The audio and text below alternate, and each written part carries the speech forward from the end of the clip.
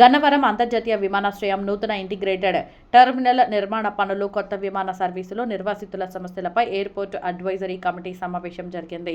Committee chairman Machilipatnam MP Vallabhaneni Balashowry అధ్యక్షతన జరిగిన సమావేశంలో co chairman Vijayawada MP Kesineni Sivanath Chinni, vice chairman ప్రభుత్వ whip Gannavaram MLA Yarlagadda Venkatrao, airport director Lakshmikanth Reddy, AAI అధికారులు, ఆర్డీఓ సుబ్రహ్మణ్యం, ఎస్పీ విద్యాసాగర్ నాయుడు తదితరులు పాల్గొన్నారు. ఈ సందర్భంగా ఎంపీ వల్లభనేని బాలశౌరి మాట్లాడుతూ నవంబర్ నాటికి ఇంటిగ్రేటెడ్ టెర్మినల్ భవనం అందుబాటులోకి వచ్చే అవకాశం ఉందన్నారు.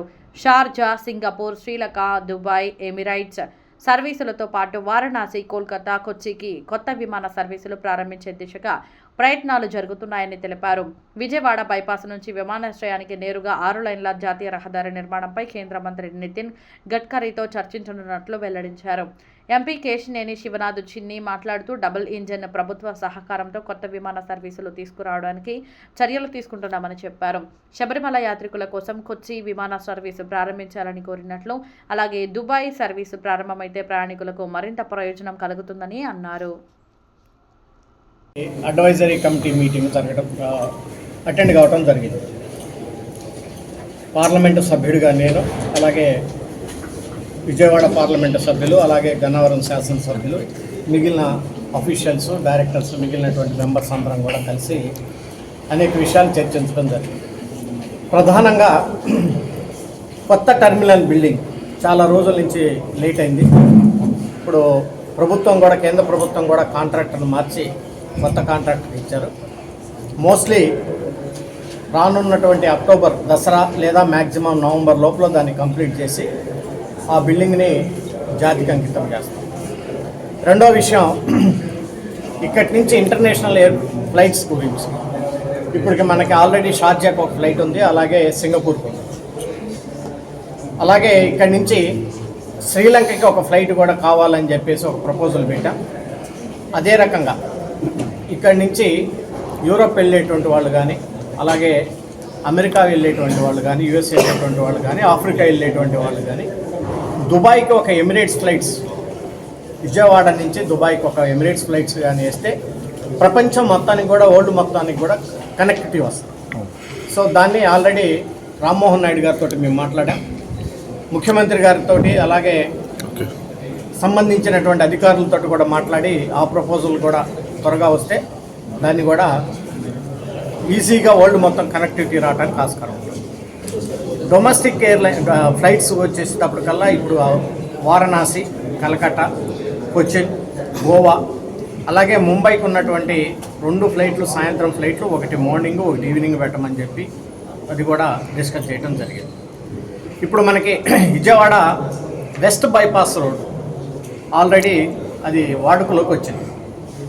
సో ఇప్పుడు మనం ఇక్కడి నుంచి గన్నవరం నుంచి మనం అవుట్పల్లి మీదుగా ఒక 6.7 ఆర్ 7 కిలోమీటర్స్ కానీ 4 లైన్ రోడ్. కిషోరి గారి అధ్యక్షతన ఎయిర్పోర్ట్ అడ్వైజరీ కమిటీ మీటింగ్ జరిగింది.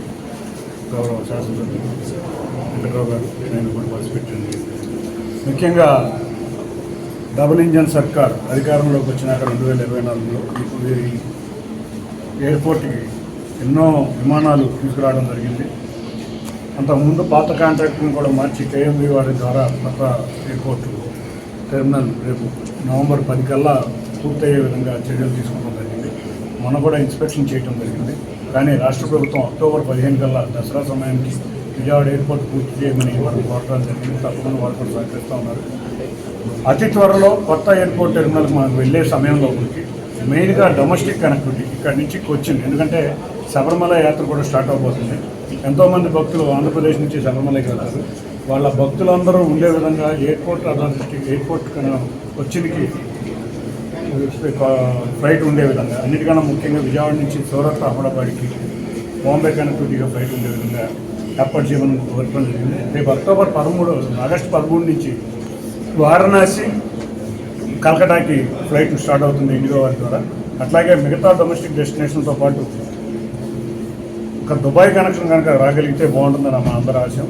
అన్నిటికన్నా ముఖ్యంగా బాంబే అండ్ ఢిల్లీ ఫ్లైట్లు ఇంటర్నేషనల్ కనెక్టివిటీకి, అరైవల్ డిపార్చర్ ప్యాసింజర్కి సర్వే ఉండే విధంగా సమయాలు కరెక్ట్ చేయమని అడుగుతుంది. అన్నింటినీ కూడా కేంద్ర మంత్రి రామ్మోహన్ నాయుడు గారి దృష్టికి కూడా తీసుకువెళ్ళి ఈ సమస్యలన్నీ పరిష్కరించే విధంగా కృషి చేస్తాం తెలియజేస్తాం. మీటింగ్లో కొన్ని అంశాలు మాట్లాడాలని మీటింగ్కి వచ్చా. సో ఎయిర్పోర్ట్ నిర్వాసితులు ఇంకా ఉండడం బాధ. 12 సంవత్సరాల క్రితం ఎవరైతే ల్యాండ్ ఇచ్చారో వాళ్ళు చాలామంది సమస్యలు అడ్రస్ చేశాం. కానీ మొన్న 76 మందికి అమరావతిలో ఫ్లాట్లు ఇచ్చాం.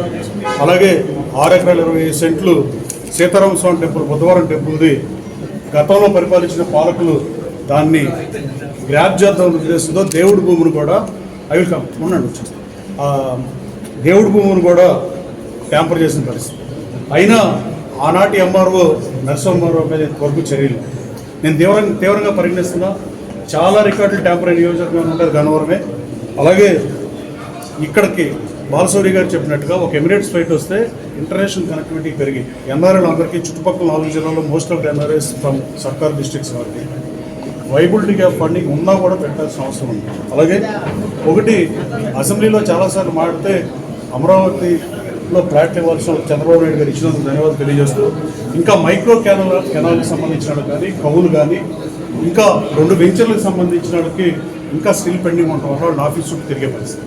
వాటిని ఎయిర్పోర్ట్ అడ్వైజరీ కమిటీ దృష్టికి చైర్మన్ మా ఎంపీ గారి దృష్టికి తీసుకొద్దామని ఉద్దేశం. అలాగే ప్రస్తుతం ప్రభుత్వం ప్రతిపాదించిన రోడ్డు అయితే వెస్టర్న్ బైపాస్ కనెక్ట్ చేయడానికి డబ్బులుగా పెద్ద తేడా లేదు. కానీ నేను రీసెర్చ్ చేసి ఆఫీసర్లకు పిలిచి మాట్లాడి డిపిఆర్ చేయించా.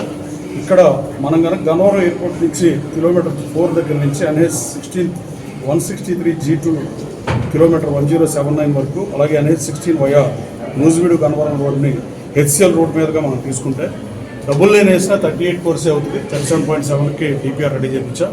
ముఖ్యమంత్రి గారికి చెప్పా, ఆయనకి ఎంపీ గారికి ఇచ్చి ఆ రోడ్డు వేస్తే 15 మినిట్స్ అట్లీస్ట్ ఇప్పుడున్న టెంటేటివ్గా ప్రెజెంట్ అప్రూవ్ చేసిన రోడ్డు చాలా ఎక్కువ టైం పడుతుంది. టైం మ్యాటర్లో ఇలా తిరిగి వెళ్ళాల్సిన అవసరం. దాన్ని వాయిడ్ చేసి అదే డబ్బులతో ఈ రోడ్డు వేస్తే 15 to 20 మినిట్స్ ట్రావెల్ టైం తగ్గుద్ది. ఇంటర్నేషనల్ డెలిగేట్స్ కానీ సీఎంకి కానీ ఎవరికైనా దీన్ని పరిశీలించాల్సిందిగా కూడా airport advisory committee chairman Balashowry గారికి తెలియజేశారు.